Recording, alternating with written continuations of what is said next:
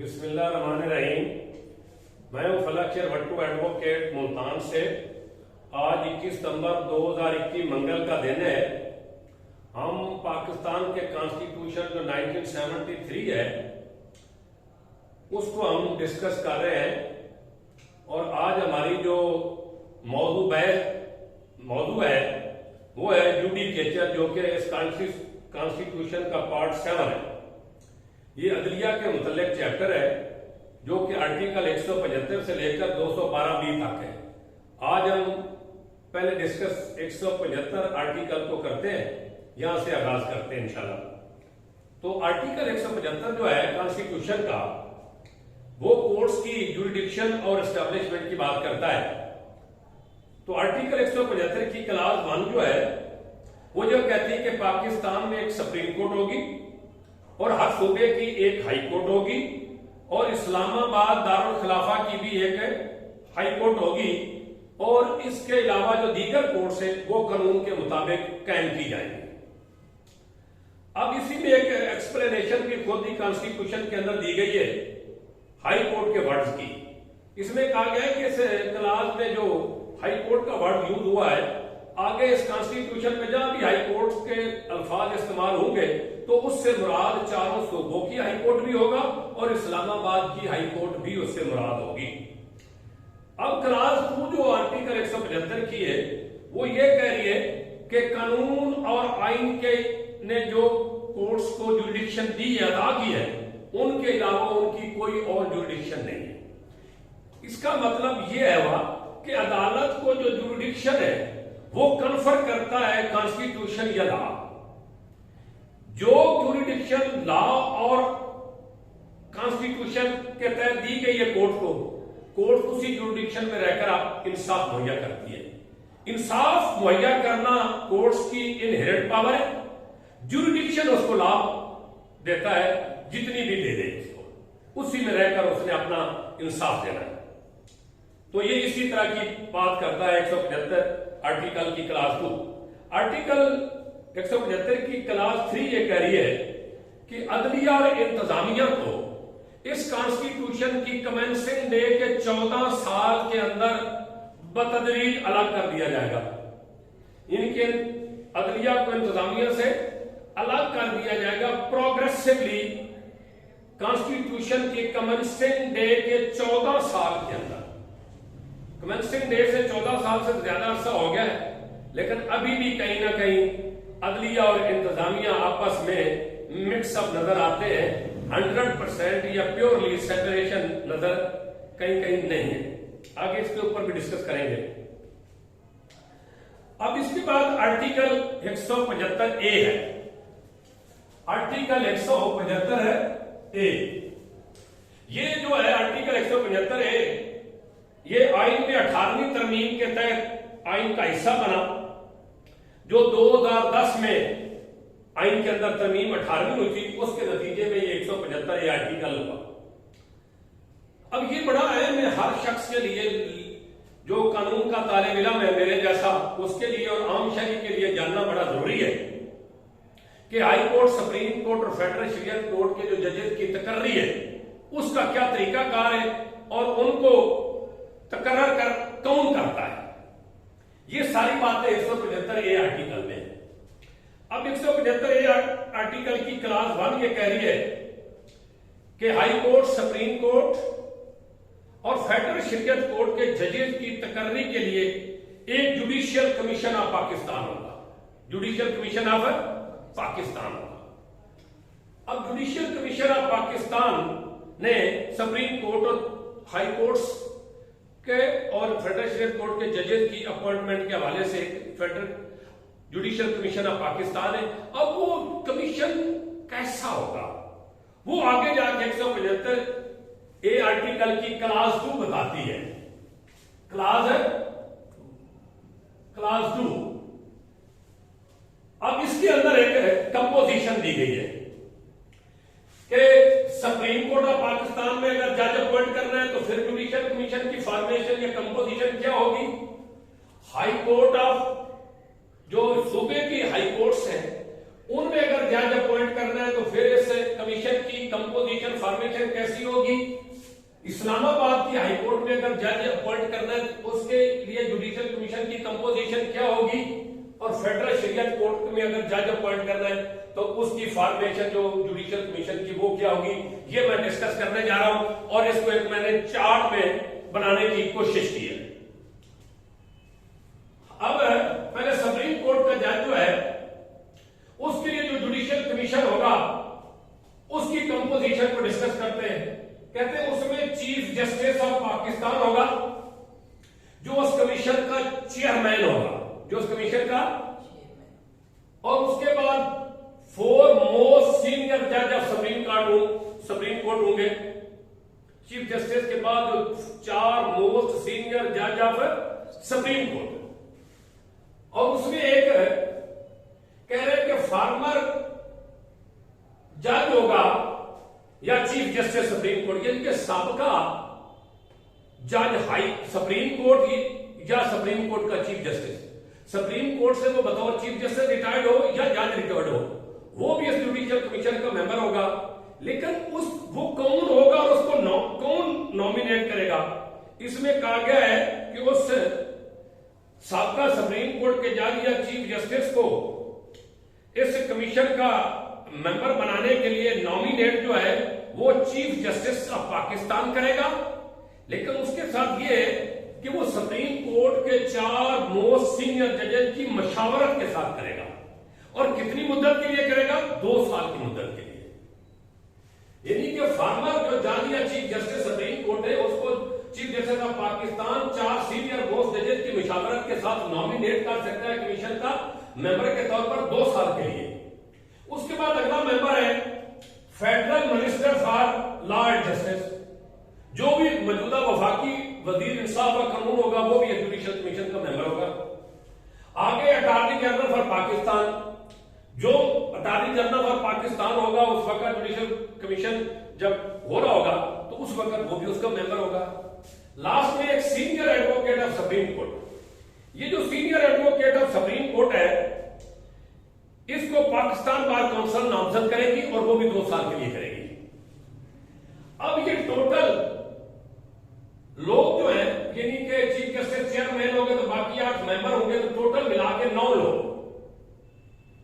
इन्होंने ये judicial commission है सुप्रीम कोर्ट के जज के लिए, और ये अपना फैसला मेजॉरिटी के साथ करेंगे, अपना फैसला मेजॉरिटी के साथ करेंगे, और एक वैकेंसी के अगेंस्ट एक ही शख्स को बतौर जज नॉमिनेट करेंगे।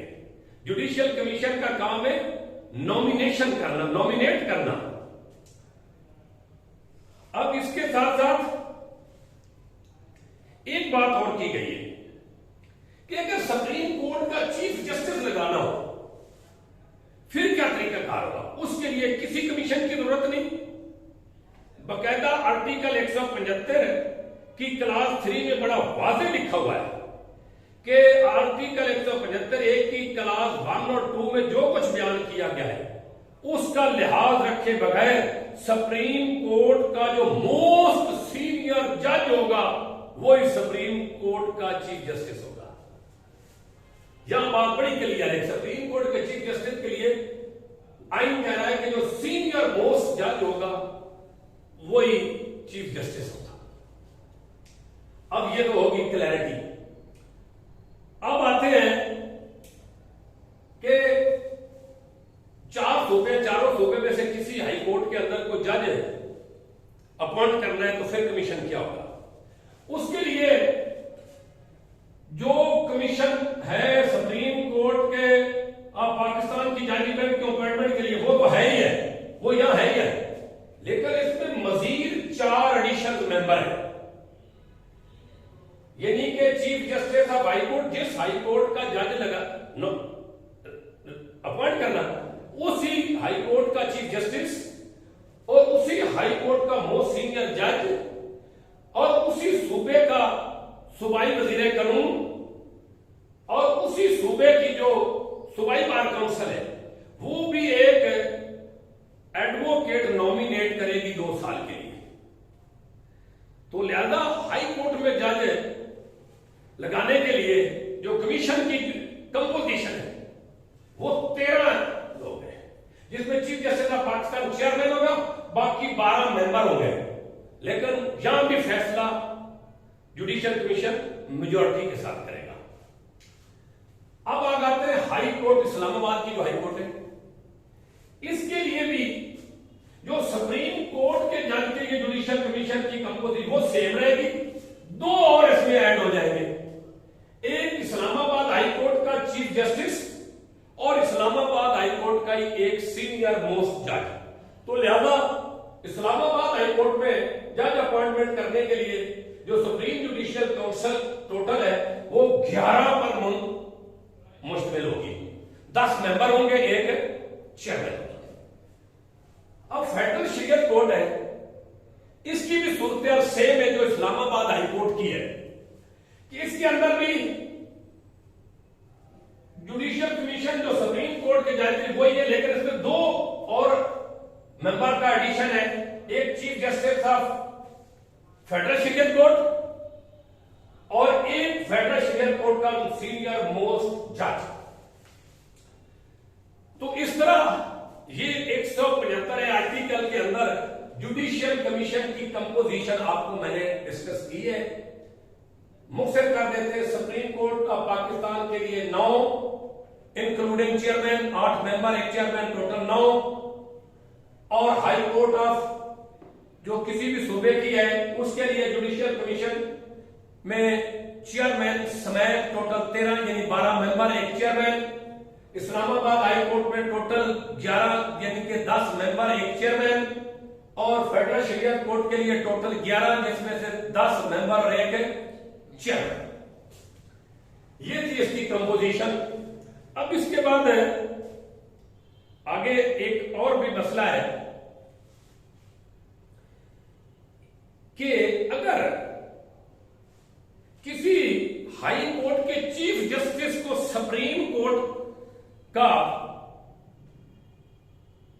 जो मतलब जज लगाना हो तो उसके लिए भी वही कंपोजिशन है जो सुप्रीम कोर्ट के ऑलरेडी जुडिशियल कमीशन में मैंने बताई है।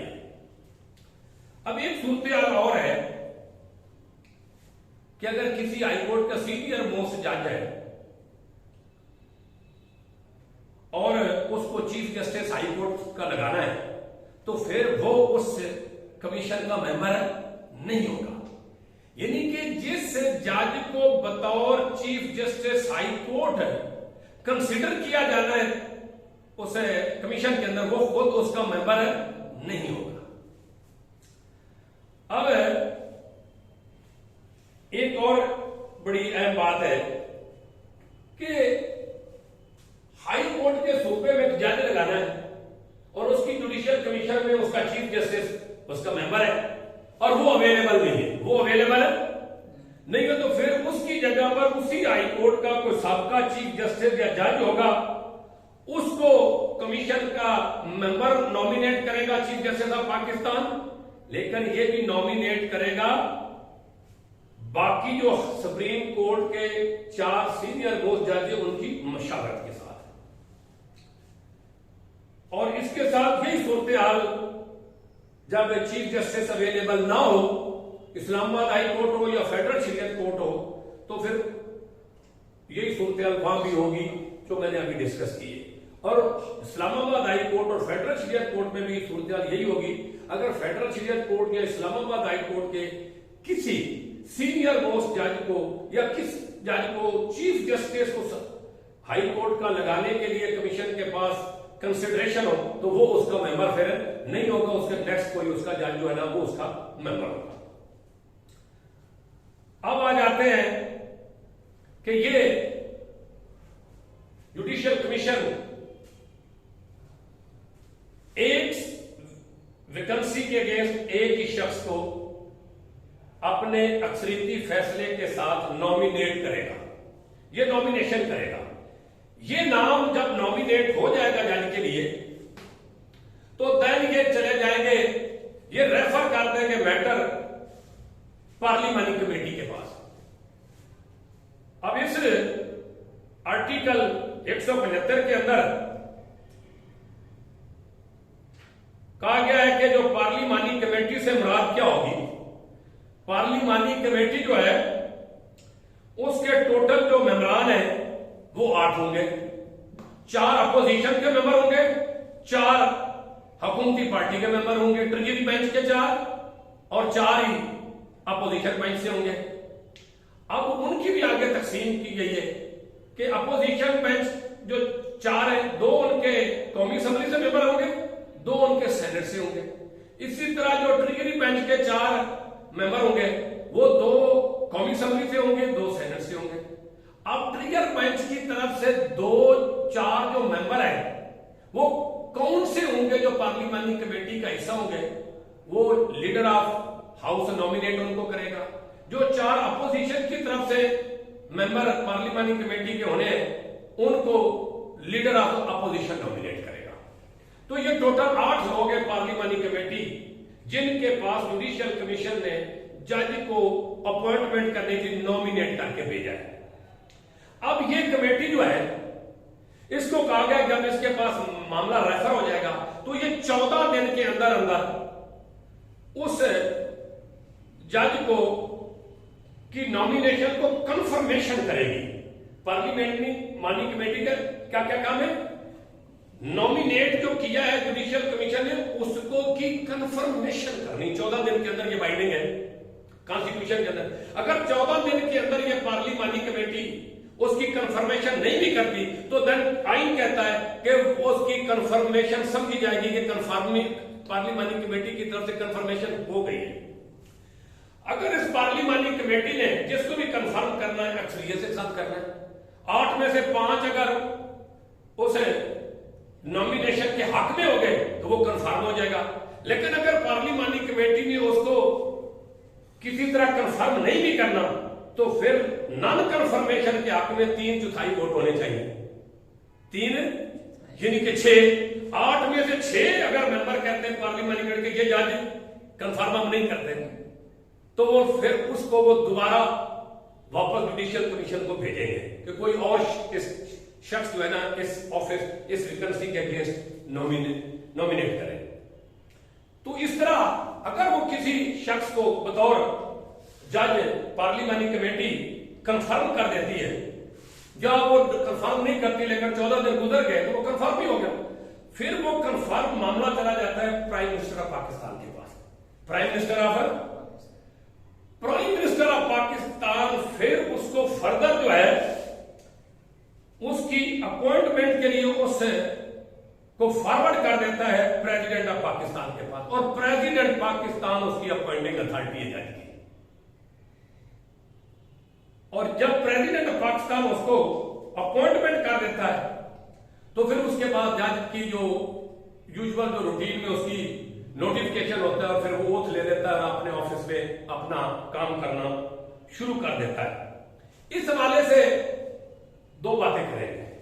एक जुडिशियल कमीशन है, आइन उनको कहता है कि जुडिशियल कमीशन ने अपनी प्रोसीडिंग को अपनी कार्रवाई को रेगुलेट करने के लिए रूल बना सकती है, उन्होंने रूल बनाए हुए।